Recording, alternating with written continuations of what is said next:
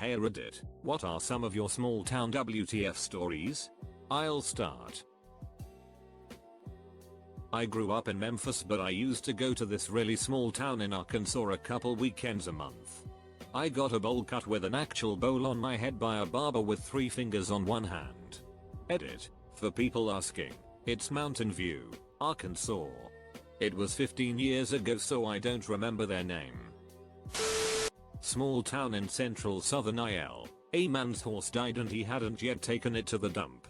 Some drunk rednecks got together about a week after it died and decided they should take it instead. They tied it behind their truck and started dragging it to the dump, but decided it would be more fun to drag it around the square a few times. Was fine until the skin tore and it started leaking horse fluid and parts all over the pavement. Little children, including my sister, set out on school's environment day to pick up trash in woods. Find WW2GOM. One of my friend's uncle, let's call him Rob, acquired a pet raccoon. He named it Cuddles, and one day she went missing. So he goes out to the road to check to see if she had been hit by a car. Sure enough, there was the raccoon, obviously dead. He picks up the raccoon, brings her back to his house, then starts to dig a grave for it. During this time, Rob is calling all his friends and family, inviting them out for a funeral for his dead raccoon. We all show up with food and beer. Rob is crying and finishing up burying the dead raccoon when suddenly Cuddles shows up and starts tugging on his pant leg while he was shoveling. Now we were all already out there with food and beer, so instead of a funeral we had a celebration for the return of Cuddles. Party included beer, a band, and a pig roast. Rob and Cuddles are often seen together at the various mud bogs my town has. If you don't know what a mud bog is, it's when you drive your, usually, big ass pickup truck through a pit of mud and see how far it can be driven through before it gets stuck. Also involves a lot of drinking. Cuddles. Edit, more small town stories. My grandfather, who I lived with when I was a young child, used to play pranks on us. One of his favorites was to go down the road and pick up possums, then place them in boxes. He would then tell us he had gotten us a surprise and to slowly open the box. Scare the crap out of me seeing a possum playing dead staring up at me. Finally, the umpteenth time of him doing this, I had learned not to open boxes from him anymore. I grew up in Flagstaff, Arizona in the 80s. As a kid, one of my favorite places to go with my father was Ruff's Gums and Liquor. And it was exactly what it sounds like, a combination gum and liquor store. Edit, another Flagstaff story. There was a small airport outside the town. Very small. In the morning, the elk would come through the tree line and lay on the asphalt runway because it was warm. So every morning a bunch of guys would go out to the runway and basically run around screaming and clapping and flailing their arms to chase the elk away so that the airplanes could do what they do, mostly taking off, landing, and occasionally sliding into a field. Eventually the elk got used to that. So then, they figured out one guy could go out, fire a shotgun into the trees, and the elk would take off. Then they got used to that. So it ended up, every morning these guys would go out to the runway and basically kick, hit, and generally harass these elk until they finally got sick of it and wandered off. This went on 4 years until some genius, obviously not a local boy, came along and determined that putting up a ducking fence might go a long way in alleviating the Flagstaff Pulliam Airport's elk problem. I was an EMT for a small company. One of our trucks hit a deer in a neighboring jurisdiction. Argument ensued about who got to keep the deer. Man on meth throws cash register at store clerk. After pursuit that ends when he is captured on the roof of the bowling alley, he ends up in the hospital for having broken an ankle running. Tiny emergency room means he is placed in one of the 2 neighboring beds, the other being occupied by the store clerk. Hilarity ensues. I was offered $50 to cast a curse on NASCAR. Grew up in a little town in Alaska. The 1st of April, 1974, a dude hired a helicopter to bring hundreds of old tires to the dormant volcano that can be seen from town. He set them on fire, scaring the shit out of everybody. When I was in high school, some friends and I drove down to Chillicothe, IL to play paintball. I was a little surprised that only a couple hours from Chicago, where we were from, most of the people had southern accents. but just rolled with it. Good times are had, and eventually we head back home. As we try to leave though, we are stopped because of some sort of parade on the main road. Turns out it is a tractor procession where all of the tractors carried Confederate flags. We WTF'd pretty hard, partially because Illinois was not part of the Confederacy and was, in fact, one of the largest suppliers of troops and supplies to the Union forces. But also because, you know, that whole land of Lincoln thing. I got a parking ticket for $5 for blocking a sidewalk. When I didn't pay it in time, they added on a $2 late fee. My hometown has an endless supply of these stories. Every spring my hometown has a livestock festival, a week-long celebration of livestock. One lucky high school girl is crowned the livestock queen and presides over the festivities. A prestigious position to be sure. During the livestock week, tickets are sold to an event called Cow Patty Bingo, in which an indoor showroom is divided into over 100 small squares and a cow is released onto the floor. If you are lucky enough to have the cow sheet into the square you had chosen, you, my friend, are a winner. My high school tried that. The cheerleaders chased it all over the place. It was so frightened of the 30-odd random screaming girls, it attacked one, and then promptly busted down the gates and fled. That was the last time my HS tried that. I worked on an archaeology crew at a dig outside of a small town. 4 of us went into a fast food place and everyone watched us from the time we came in until we left. One woman actually grabbed her child when we walked out. When we got to the parking lot, I suddenly started laughing so hard there were tears in my eyes. The guys looked at me like I had lost my mind. I was finally able to explain myself. I told them that I thought the reason why everyone reacted that way to us was because we looked like the beginning to a bad joke. A biker, 2 hippies, and a one-eyed Korean walk into a restaurant. An oldish lady, I'd say around 50s, who was clearly 2 sandwiches short of a picnic, used to walk around the town all day every day with her dog, and just muttering things to herself. Her dog died whilst she was walking it, but she didn't notice and spent most of that day dragging a dog around the village until someone felt the need to mention it. Pretty sad. Also, I never saw her again much after that. Lived in a town of about 250 people until I was 14. Was at the local bowling alley during league night.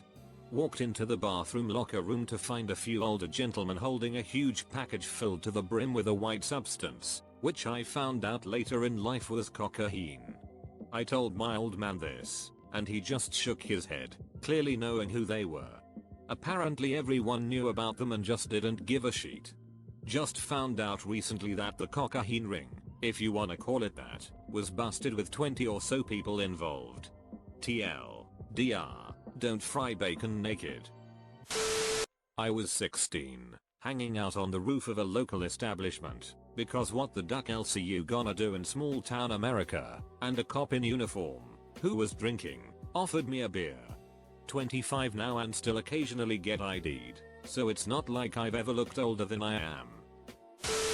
We had this local crazy lady. Everybody called her Crazy Tina. She was ducked. Apparently at one time she was a normal person and had a family and everything, and then she started doing a bunch of drugs and kind of lost it. But man, some of the stuff she did. Crazy. She had a garden in her front yard, which sounds normal. But she was growing rubber boots. Yeah. She had planted like 20 or so rubber boots with just the tops hanging out. And she had another 30 or so just in a huge pile. It's been there for as long as I can remember. She decided one day that she was going to paint her house, which again sounds kind of normal. Except instead of doing it like a normal person, she bought a can of spray paint. And instead of spray painting like a normal person to try to get even coverage, she just ducking sprayed it all over. That led to more people going up to her house and spray painting big digs and sheet on it. Then I guess she got tired of that, so she ripped off like half of her siding. Not all of it, no. Just half. And she was the only person in the entire town to have bars on her windows. I don't really live in a town where people put bars on their windows. She is literally the only person here who has done that. And man, you ever walk down the street she lives on? Holy shit, She'd be yelling get the duck away from my house and then you'd have to run away from her and everything. She was nuts. She was like that crazy cat lady from Simpsons, but she had no cats. And yeah, apparently she was once a completely normal and nice person. My mom went to school with her. Then something just went off in her brain and she was never the same again. Oh man. From what I've read so far, this might be a little heavy. But it is small town, and it is WTF for sure. While I was in high school we had a religion teacher, I went to Catholic school, who was a deacon. The deacon had 2 children who also attended the school. I was a freshman, his daughter was in my class, and his son was in my 2 sisters' class. It was pretty well known that the deacon was sleeping with a student. So well known that the mother of the girl he was sleeping with kicked her daughter out of the house for sleeping with the deacon. So get this, the girl moved into the deacon's house with his family, wife included. So this was going on for a long time, at least 2 years. There were random stories of them being caught ducking in a classroom after school or something. But no punishment ever came of it. She still lived with the deacon, his kids still went to school with us, he was still our religion teacher. The next day I was taking a test in math class, when the teacher got a note from another teacher. She read it, and then told us to stop what we were doing and listen. She told us that the deacon had been found out, and the police had attempted to arrest him. He had kidnapped the girl he was sleeping with. Everyone knows she went willingly though, and driven to Canada, where the police had surrounded him in a hotel room. Upon seeing no way out, and his life over, he jumped from the 4th-story balcony, and he was in a coma. He died a few days later. Now a religion teacher sleeping with a 15-year-old student and running to Canada and committing suicide is pretty WTF, but it gets worse. So anyways, after going to college in another state, I came home to visit once. Brining up this story to reminisce, my friends enlightened me to new developments. Apparently, the wife of the deacon had allowed the girl to stay with her family even after all this went down. During that time, the deacon's youngest daughter decided she was a les, and wouldn't you know it, started sleeping with the girl her father had committed suicide over. There's a lot more details to the story, but those are the bigger points. Dr. Deacon religion teacher sleeps with 15-year-old student, gets found out, runs with her to Canada, commits suicide. 15-year-old student ends up in les relationship with deacon's daughter. Edited for clarity. I am not the best writer here. Sorry, edit again. I promise this is 100% true. There are news articles out there that you can find. As for the idea that his daughter wasn't a les with the girl, I can absolutely guarantee that I saw them together on multiple occasions holding hands. When asked about, they confirmed it, and I saw them passionately kiss at a movie theater. I remember we had this old guy we called the Gum Man. He would hang out in the local Piggly Wiggly, a grocery store, all day and ask little kids if they had gone to church that week. If you told him you had, he'd give you a piece of gum. It was only later in life that I found out that he wouldn't give any gum to black kids, only white. After typing this all out, I realize how creepy the whole thing actually was. I once lived in a small town in the Appalachians and I have a story somewhat similar to yours.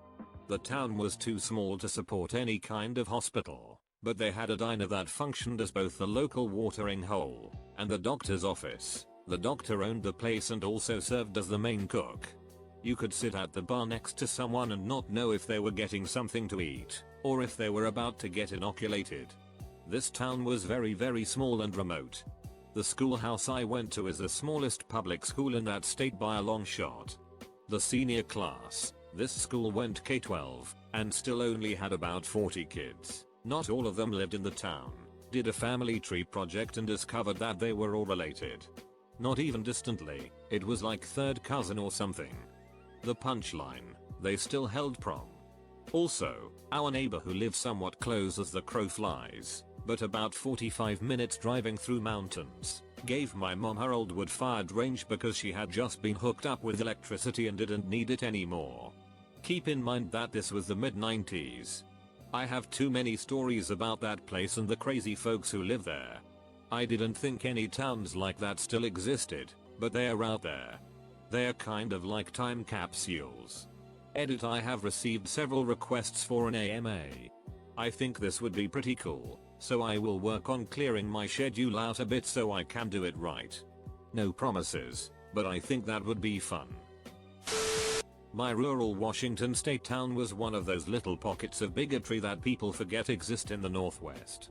We had precisely one Jewish family for a while, but they moved away soon after an elementary school teacher told one of their little girls that she and her family had killed Jesus. We also had exactly one black police officer, out of around 4 total, who was constantly treated terribly and assigned to sheet work until they finally fired him for no good reason. There's still a lawsuit pending about that, I believe, and in both of these instances, someone wrote an anonymous letter to the local paper saying that the assholes involved represented the silent majority of the town. We also had the typical hillbilly meth problem. That made headlines when our sole 3-unit apartment complex blew up in the middle of our minuscule downtown area. Then there was the time that the local pagan family decided to do a midnight ritual on a railroad bridge and they all got hit by a train. You can imagine what the silent majority thought about that business. On top of all that, our high school mascot was a potato. We had a dog run for mayor, and Lewis and Clark mentioned us in their journals as the place where they got a particularly shitty night's sleep. Throwaway account. I shall not be shamed by my city. So, who has played or seen Silent Hill? Short version, stuck in a ghost town. As luck would have it, my town, Brantford, on Pop 84,000 at the time. Not a small town at all, was selected as a desolate wasteland to shoot the movie in. Awesome. Can't wait to see this thing and see what they've done to the town. Watch the movie, notice a lot of neat scenes.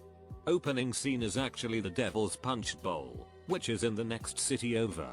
Awesome way to start the movie. As I'm watching the street scenes, I'm noticing a lot of similarities. Old hotel is there, storefronts, etc. One shot pans past a storefront window with mannequins in it. Creepy. Clearly these guys have put a lot of work in to make the movie eerie. Or so they would have, you think. They actually cleaned up downtown Brantford. And those mannequins in the storefront? They've been there for years. TLDR, Silent Hill movie shot in my city, had to clean up downtown to make it presentable as a ghost town. Edit, can't find the pic of the mannequin, which I've just learned how to spell. But, here is a link to Google Street View of the area in question. One of the buildings, NW Corner, was one of the buildings in the movie. Hotel maybe? I can't recall. Mannequins might be visible somewhere along here, but I can't remember where they are. And there is a lot of glare in the windows. And the city has decided to rip down a lot of downtown anyway, mostly the south side of Colburn, and took the building with the mannequins. Also, I was buying beer in a very small town in central Oregon. It was just a store gas station on a state highway. As a young looking 21-year-old, I carried my passport with me because I figured it was better and more believable ID. I got carded and handed him my passport. He said, I asked for ID, not a book.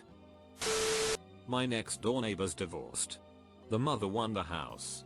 When we moved away, the father bought our house. They are now both in homosexual relationships, living as next door neighbors. TLDR, upstanding local citizen poisons his wife slowly. When she dies, his buddy, the coroner, rules natural causes without an autopsy. Upstanding citizen later marries his mistress. The local good Catholic dad who ran the scoreboard for basketball games was a father of 4, some of whom I taught. His wife was sometimes sickly. Her local doctor couldn't figure out why, and sent her to a research hospital out of state for tests. Rumor has it that they found low levels of arsenic. She gets better for a while, and then the sickness returns. She dies. The father does not request an autopsy. The local coroner is a buddy from the next town, and rules natural causes. People in both towns are suspicious, but no one gets involved. The kids, some of whom were in high school, all show signs of stress. The oldest guy later gets married and keeps his wife, a high school friend of mine, from seeing her old friends. The oldest daughter becomes anorexic. The next daughter gets in fights. The next son has friends but never laughs. The father, after a few years, marries his mistress. Everyone pretended things were fine. I briefly dated a girl in high school that started boning her ex-stepdad and later married him. This guy's 25 years older than her and has a daughter with her mother. So in the end she became her sister's stepmother. Thank God I got out of that relationship early in that shithole town. Maybe not a true WTF story, but my favorite my hometown is so small country story is that at our county fair there was a girl in my high school class that was a finalist in both the beauty pageant and the arm wrestling tournament. My neighbor was known to bring in junkies and one of them was a heroin addict. Well, this guy disappeared and after about 3 weeks a smell started coming from one of my neighbor's numerous camp trailers in his yard. They checked it out and the dude was dead in there. The autopsy reported that he had heart failure due to injecting pine sap because he ran out of heroin. I have a lot more stories. I grew up in a town of less than 500. I grew up in a small tourist town in Oregon, Pop. 910, and my friends and I would go streaking late at night all the time in high school. One night there was about 10 of us out, 9 of which were white and only 1 Mexican. A car approached going about 20 miles per hour and we were contemplating running in front of it, but it was a little too risky. At the last minute our Mexican friend streaked in front of the car, basically jumped up on their hood to avoid getting run over, and continued running across the street. The car came to a complete stop. We could all see that it was an elderly couple with a group of 9 naked white men standing to their right and 1 naked Mexican running for his life. I like to think that they consider my hometown the place where they witnessed an attempted gang rape. High school classmate brought to school a decaying human skull he found on his farm. He wasn't sure what it was. It came from a man who'd been murdered in the winter, then stuffed into a drainage tube on this guy's farm. When spring came, thawing snow and rain washed the remains out into the clearing where he found the skull.